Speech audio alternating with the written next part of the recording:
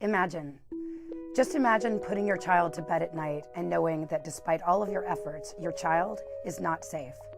I'm Polly Perrette. Join me as we investigate the threat that is destroying a continent and the extraordinary efforts to catch a killer in the dark.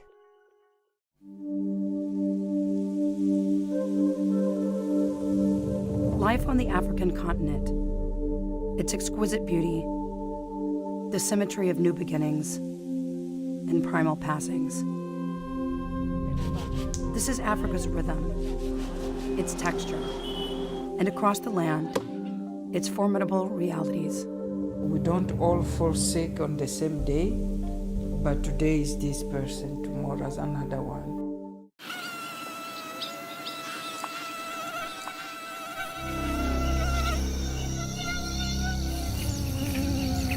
Malaria kills more than 1 million people each year.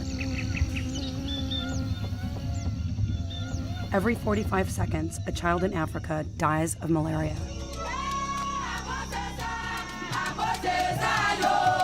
This is an extraordinary effort to catch a killer in the dark.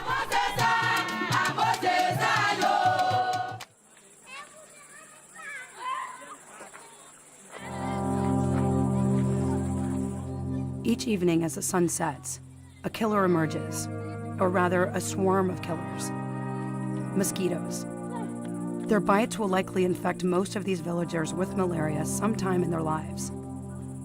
And far too many will not survive the attack.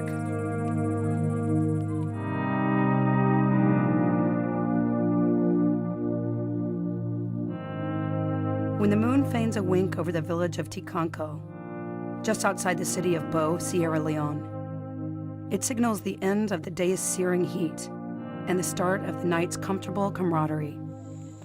My name is Paramount Chief Joe Kangbai Makabure.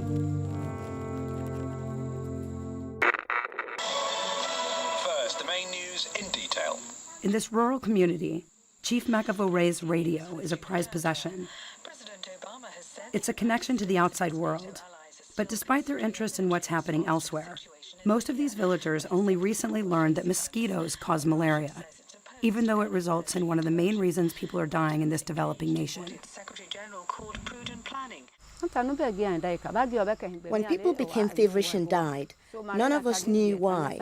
It was some disease about which we knew nothing. Fact is, in this area of Africa, most deaths in children under the age of 5 are caused by malaria.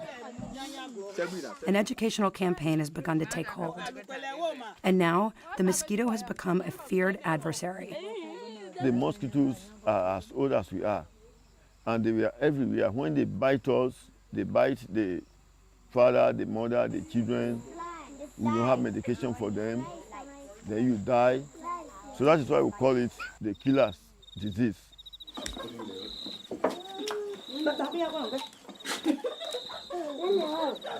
But tonight, Hawa Berry has a defense against the mosquito, a long-lasting insecticide-treated bed net.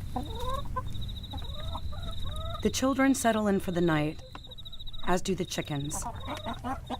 And Hawa breathes a little easier knowing that her babies are less likely to contract malaria. In fact, it cuts their chances by half.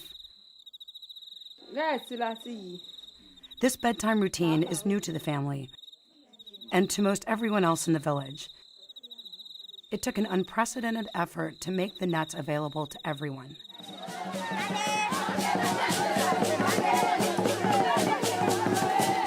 This is a day of celebration because mosquito nets will soon hang in the homes of over 500,000 people in the Bo district.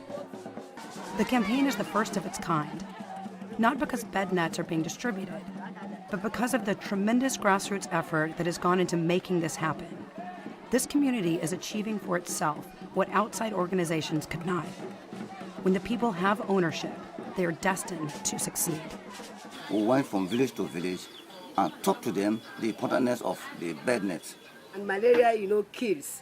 So we have told them that is the difference. We want to prevent. Prevention is better than cure.